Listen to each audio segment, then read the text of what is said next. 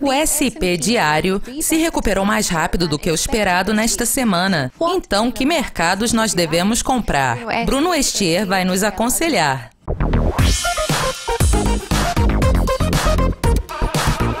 Bom dia, Bruno. Bom dia, Mônica. Após um início interessante, um ano volátil em termos de equity, você está se sentindo um pouco mais otimista e gostaria de falar sobre uma recuperação. Como você a vê no momento? Para analisarmos a recuperação, nós precisamos focar primeiramente no motor principal.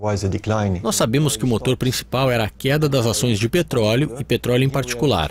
E aqui nós temos o gráfico semanal do petróleo. Nós podemos ver que caímos muito para 27,50 dólares, uma queda acentuada. E na semana passada conseguimos fechar na vela branca acima da abertura. E isso entrou em uma reversão. Ok, mas o quão confirmado está esse ponto mais baixo? Os analistas técnicos talvez tenham usado um intervalo de tempo mais curto. Então eles foram dos gráficos semanais para os gráficos diários. Nos gráficos diários, eles também notaram, como nos semanais, que há alguma divergência altista. Então isso normalmente sugere um ponto mais baixo, em ambos os horizontes de tempo, e eles observam como o ponto mais baixo aconteceu no passado.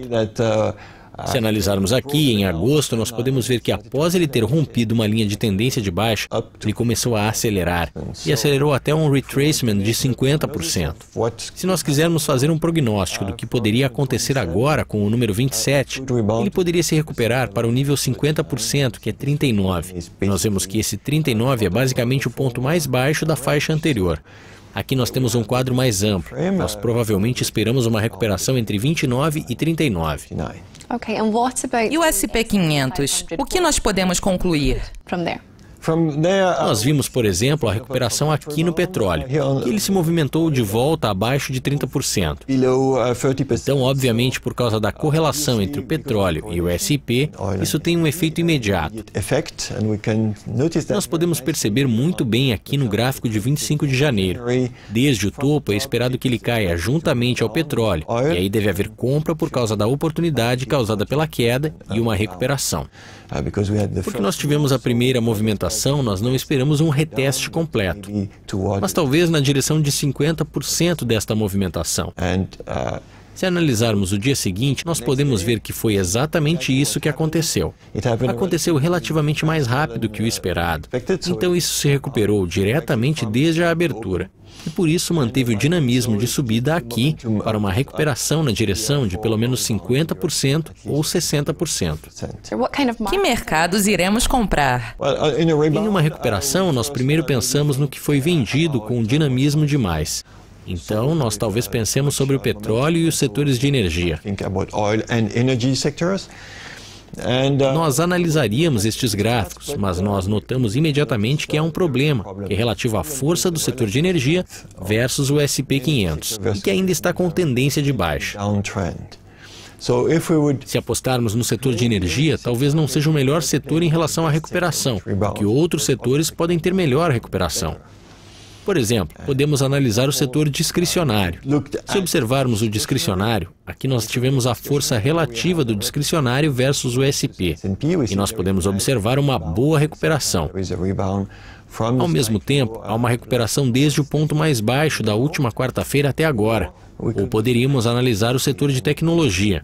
Aqui temos um quadro ainda melhor, porque estamos em uma alta mais alta nas forças relativas, enquanto estamos rompendo a tendência de baixa. Então a força relativa é o elemento-chave. E os mercados emergentes? Há algo que podemos observar? Se nós analisarmos o mercado de energia, por exemplo, a China, nós podemos ver que temos uma situação semelhante à do setor de energia. A força relativa da China versus o S&P ainda está caindo. E ainda mais se compararmos os mercados emergentes e a China. Nós vemos que a China está com performance inferior aos mercados emergentes. Nós achamos que é melhor, provavelmente, evitar a China. Vamos analisar o outro mercado emergente, talvez a Índia. Aqui a situação parece um pouco melhor, porque a Índia parece estar se recuperando um pouco versus o S&P 500, como podemos ver nesta linha. No entanto, nós precisamos confirmar um pouco melhor esse retracement e esse dinamismo de subida. Nós gostaríamos de ter basicamente um gráfico que mostre altas mais altas aqui. Isso significa que entre a Índia e a China, nós provavelmente preferimos a Índia. Ok. E o Japão e a Europa? As forças relativas estão subindo? Esses são bons pontos para se analisar. Estes são os principais fatores que queremos analisar nas recuperações. Aqui podemos ver a linha preta pontilhada, que a recuperação efetivamente veio com as baixas crescentes, mas ainda não estamos acima da linha de tendência descendente. Nós não estamos nem abaixo das antigas altas. Aqui podemos perceber que precisamos de um pouco mais de paciência e precisamos do dinamismo que está subindo para termos maior desenvolvimento. Se analisarmos a Europa, nós podemos ver que a força relativa está muito mais próxima à linha de tendência descendente. Então nós podemos talvez ter um sinal de uma aceleração de uma performance superior da Europa versus o SP nos próximos dias. No entanto, nós ainda precisamos esperar por esse sinal antes de nos atirarmos. A nossa preferência é ir primeiro ao mercado americano e aí observar a força relativa de performance superior de outros mercados mais adiante nas próximas semanas. A paciência é uma virtude e é muito importante no momento. Sim, é muito importante porque nunca sabemos exatamente quando o mercado fraco pode cair. Então, para evitar muita volatilidade, você vai para os mercados mais fortes que têm menos potencial de recuar. Bruno, muito obrigada pelos seus comentários. Mais uma vez, obrigada. De nada, até mais. Minha entrevista com Bruno chegou ao fim. Voltaremos em 2 semanas. Até mais. Goodbye for now.